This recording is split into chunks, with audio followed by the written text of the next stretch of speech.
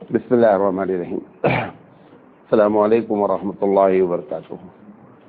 میں منتخب حدیث سے درس حدیث کر رہا ہوں اور آج اس کا درس نمبر 28 ہے۔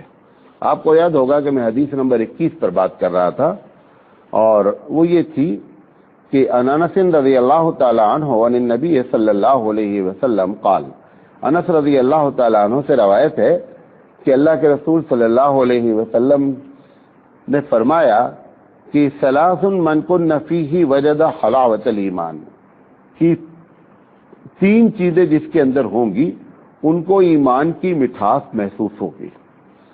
اس میں سے پہلی چیز آپ نے بتائی ان یکون اللہ ورسولہ احب الیہ مما سواہما، کہ اللہ اور اس کے رسول کی محبت اگر اس کے دل میں تمام لوگوں سے زیادہ ہوگی تو اس کو ایمان کی مٹھاس آئے گی۔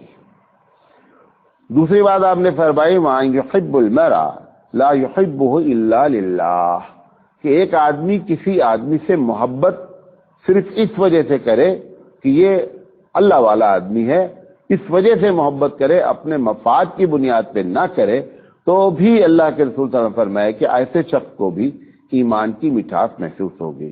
پھر آپ نے فرمایا کہ تیسری چیز یہ ہے کہ آدمی جب ایمان کی حالت میں ہو تو حالات کتنے بھی خراب ہو جائیں لیکن کفر اس کو کبھی پسند نہ ہو۔ مثلا وہ چاہے کہ میں جل جاؤں، حال مطلب مثال اگر کبھی کبھی فساد ہو جاتا ہے تو بعض لوگ یار کہاں ہم مسلمان گھر میں پیدا ہو گئے، یہ کیفیت ہوگی تو ایمان کی حلاوت ہو ہی نہیں سکتی۔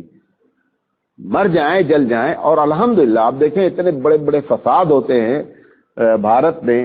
جب گجرات میں فساد ہوا 5 آدمی کی رپورٹ یہ نہیں آئی کہ اس وجہ سے انہوں نے اسلام چھوڑ دیا کہ صاحب مسلمانوں کو بہت مارا گیا، لہذا بہتر یہ ہے کہ دوسرا دھرم اختیار کر لیا جائے۔ تو یہ اگر کیفیت ہوتی ہے کہ آدمی کفر سے نفرت کرتا رہتا ہے تو اس کو ایمان کی حلاوت ملتی۔ تو اس میں سے ہم نے پہلی بات جو کی تھی کہ اللہ اور اس کے رسول سے کیسے آدمی کو محبت پیدا ہو، تو اس میں نے رسول کی بات پہلے کی تھی کہ اگر آپ کو یہ معلوم ہو جائے کہ جس سے ہم کو محبت کرنی ہے وہ ہمارے بارے میں کیا نظریہ رکھتا ہے اور ہمارے بارے میں اس کی کتنی محبت ہے، اگر یہ بات معلوم ہوگی تو ہم کو محبت ہوگی۔ میں نے اس پر آپ سے بات کیا۔ آج دوسری بات کرنا چاہتے ہیں۔ دوسری وجہ، کسی بھی آدمی سے محبت کی دوسری بنیادی وجہ یہ ہوتی ہے کہ اگر اس آدمی کے اندر کوئی فن ہوتا ہے، کمال ہوتا ہے، تو کمال والے سے لوگ محبت کرتے ہیں چاہیں یا نہ چاہیں۔ آج دیکھیں دنیا میں بہت سے لوگوں کے فین ہیں، ان کو بہت پسند کرتے ہیں، حالانکہ ہو سکتا ہے کہ انہوں نے کبھی ان کو فیس ٹو فیس دیکھا بھی نہیں ہو، بلکہ کروڑوں لوگوں نے دیکھا ہی نہیں ہے، لیکن اس کے باوجود بھی اس سے کیا کرتے ہیں، وہ محبت کرتے ہیں۔ محبت کرنے کی کیا وجہ ہے؟ محبت کرنے کی ایک وجہ ہے کہ اس بندے کے اندر کوئی کمال پائے۔ مثال کے طور پر ہندوستان کا بہترین کرکٹر سچن ٹنڈولکر ہے۔ سچن جو ہے وہ کرکٹ کے کسی ایک فیلڈ کا ماہر ہے، ایسا نہیں ہے کہ وہ بہت اچھا بالر بھی ہے، ایک ہی چیز ہے کہ وہ بہت اچھا بیٹسمین ہے، لیکن اس کے باوجود بھی اس کے کروڑوں لوگ کیا ہیں، اس کو چاہنے والے ہیں۔ چاہنے کی وجہ کیا ہے کہ اس کے اندر ایک چیز کی مہارت پائی جاتی ہے۔ اگر آپ کسی سے محبت کے بارے میں اگر بتا دیا جائے کہ فلاں آدمی کے اندر یہ فن کمال کو پایا جاتا ہے تو آپ ہر حال میں اس سے کیا کریں گے، محبت کریں گے۔ تو پتہ یہ چلا کہ اگر کمال معلوم ہو جائے تو آدمی کے اندر محبت پیدا ہو سکتی ہے۔ اب رسول اکرم صلی اللہ علیہ وسلم کے کمال یہ ہم کو اگر معلوم ہو تو ہمارے دل میں کیا ہوگی، رسول کی محبت ہوگی اور ایمان کی مٹھاس ہوگی۔ میں کمال پہ میں بہت اس پر بات کر سکتا ہوں، میں مختصر تھوڑا سا بات کرنا چاہتا ہوں۔ کسی کے اخلاقی لحاظ سے غور سے سنیے گا، کسی کے کیریکٹر وائز کمال میں جو بڑی چیز ہے کہ اگر دنیا کے 3 لوگ اس کے کیریکٹر کے بارے میں گواہی دیں تو اس کا مطلب یہ ہے کہ وہ ذات اخلاقی لحاظ سے چوٹی پر ہے۔ 3 میں پہلے نمبر پر بیوی ہے۔ بیوی کے سامنے کسی بھی آدمی کا آرٹیفیشل کیریکٹر نہیں چلتا، مصنوعی اخلاق نہیں ہو سکتا، جو ہم ہیں وہ ہیں۔ کیوں؟ باہر تو ہم تھوڑی دیر مینٹین کرتے ہیں، ہم کو کسی کے ساتھ 1 گھنٹہ رہنا ہے تو ہم اپنے آپ کو مینج کر لیتے ہیں، ہنستے رہتے ہیں، مسکراتے رہتے ہیں۔ وہ کہتے ہیں مولانا صاحب بہت اچھے آدمی ہیں، لیکن بیوی کے سامنے معاملہ نہیں ہو سکتا کیونکہ ہم کو وہاں 24 گھنٹہ رہنا ہے، ہم کتنا اپنے آپ کو وہاں پر مینٹین کریں گے۔ پہلی چیز ہوتی ہے کہ پہلی ذات اگر بیوی کسی کے بارے میں کہے کہ آدمی ہمارا بہت اچھا ہے، دوسروں کے منہ پہ نہیں، اپنے دل سے کہے، اور دل سے کہنے کا کرائٹیریا کیا ہے کہ اس کے دل میں یہ بات آتی رہے کہ مرنے کے بعد بھی یہی میرا ساتھی بنے، تو سمجھو دل سے آپ کو چاہتی ہے، اور بقیہ جو کچھ کر رہی ہے وہ سب ایکٹنگ ہے۔ اگر اس کے دل میں یہ ہے کہ مرنے کے بعد بھی یہ جنت میں ہمارا ساتھی رہے، اس کا مطلب وہ آپ کو چاہتی ہے اور حقیقت میں آپ کو اچھا جانتی ہے۔ دوسرا جو شخص ہوتا ہے وہ جو آپ کے ساتھ کلاس میٹ رہا ہے، آپ کا دوست رہا ہے، اسے پوری بات معلوم ہے کہ آپ نے کتنی شرارتیں کی ہیں، کتنے آپ کلاس میں اچھے رہے ہیں۔ اگر وہ بندہ بولے کہ نہیں صاحب یہ بہت اچھا آدمی ہے، تو اس کا مطلب یہ ہے کہ بندہ اچھا ہے۔ اور تیسرا گھر کا وہ نوکر جو کام کرتا ہے گھر میں، جو روزانہ صبح گالی کھا کے اٹھتا ہے اور رات میں گالی کھا کے سوتا ہے، وہ نوکر اگر بولے کہ نہیں میرا مالک بہت اچھا ہے، تو اس کا مطلب کہ یہ بندہ اخلاقی لحاظ سے بہت ہی اچھا آدمی ہے۔ یہ جو مائیکل ہارٹ نے کتاب لکھی دنیا کے 100 بڑے آدمی، تو اس سے ایک انٹرویو میں پوچھا گیا کہ آپ نے 100 میں نبی کریم صلی اللہ علیہ وسلم کو نمبر 1 پہ کیوں رکھا، واٹ آر دا ریزنز؟ اس نے بڑے پوائنٹ وائز باتیں کیا کہ یہ وجہ، کیونکہ وہ کرسچن ہے۔ تو اس میں جو پہلی بات بتائی، اس نے کہا کہ no one is the hero of his home, کوئی آدمی اپنے گھر کا ہیرو نہیں ہوتا۔ تو اس نے کہا کہ یہ 3 آدمی جو نبی کریم صلی اللہ علیہ وسلم پر ایمان لائے نمبر 1 پہ ان کی بیوی ایمان لائی۔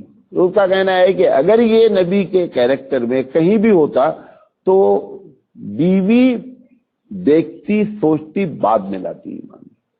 یہی وجہ آج ہزاروں ہمارے پاس بڑے بڑے شیخ ہیں، لوگ ان سے جا کر کے مرید ہوتے ہیں۔ مجھ سے ایک صاحب نے کئی لوگوں کے بارے میں کہا مولانا فلاں سے مرید ہو جائیے، ہم نے کہا میں مرید ان سے ہوں گا جن کی بیوی ان سے مرید ہے۔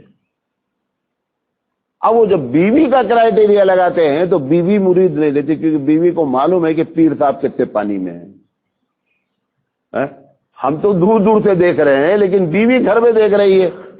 تو بیوی اللہ کے رسول صلی اللہ علیہ وسلم پہ حضرت خدیجہ کا ایمان جو ہے وہ آپ کے کمال کی انتہا ہے۔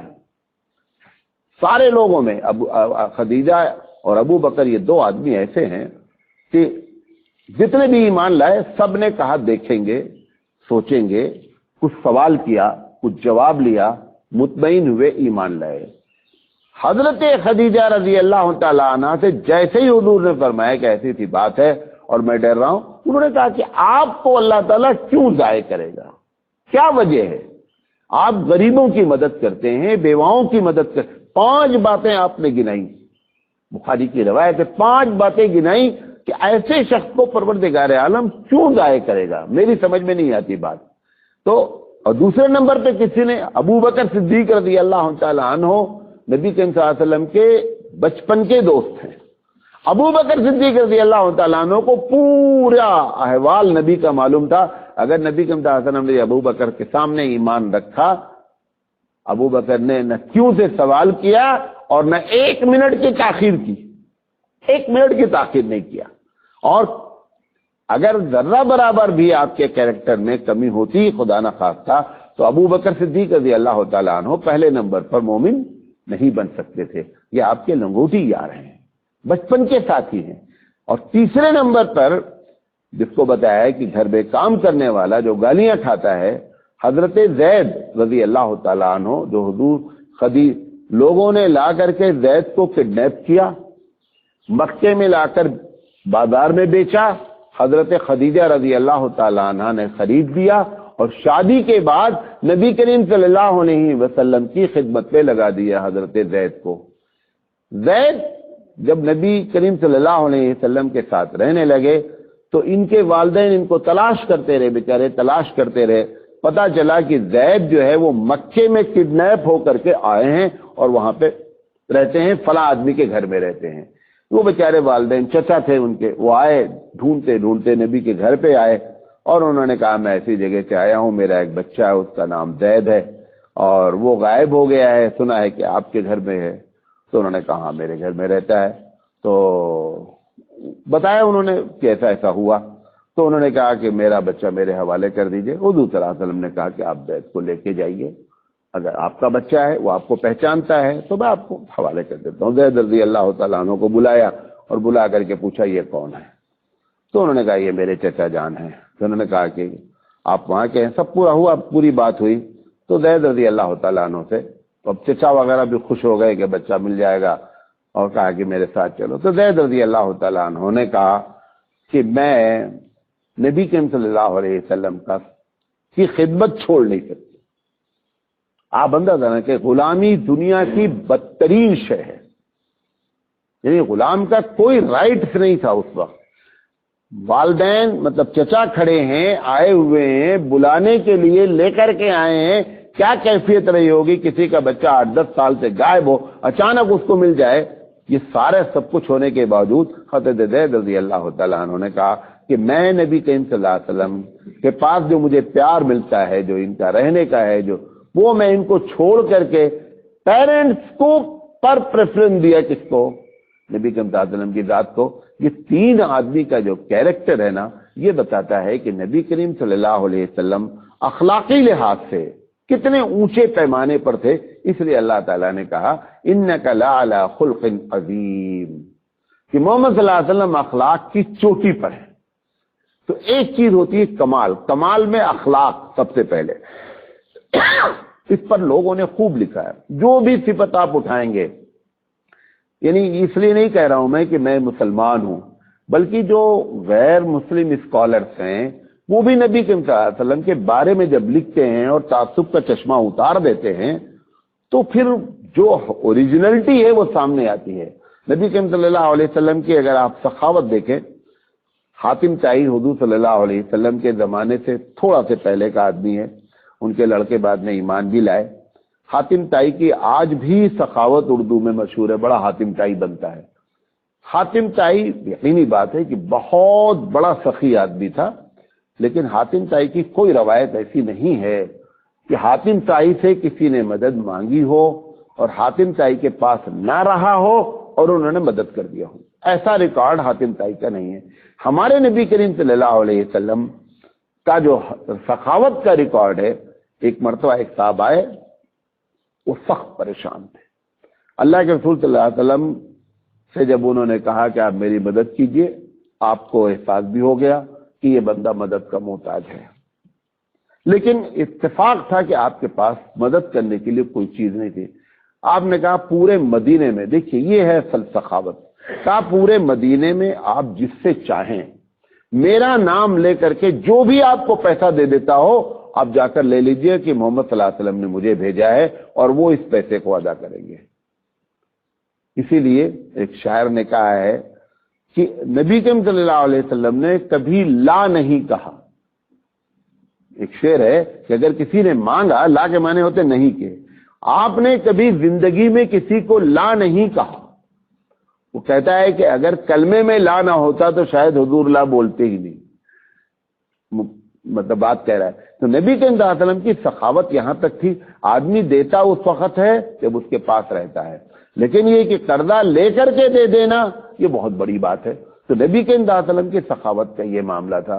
हजारों मरतबा ऐसा हुआ है कि अल्लाह के रसूल सल्लल्लाहु अलैहि वसल्लम बैठे हैं, किसी आदमी ने अगर आपके किसी चीज की तारीफ कर दी कि ये मुझे चीज बहुत पसंद है, अच्छी लग रही है, अल्लाह के रसूल सल्लल्लाहु अलैहि वसल्लम ने उतारा। एक साहिबा ने बहुत अच्छी चादर बड़े हाथ से बना करके भेजा नबी करीम सल्लल्लाहु अलैहि वसल्लम पर, आपने उसी दिन पहना था। और एक साहब आया और आकर के उन्होंने कहा अल्लाह के रसूल बहुत अच्छी लग रही चादर। ये नहीं कहा मुझे पसंद है, कहा बहुत अच्छी लग रही है।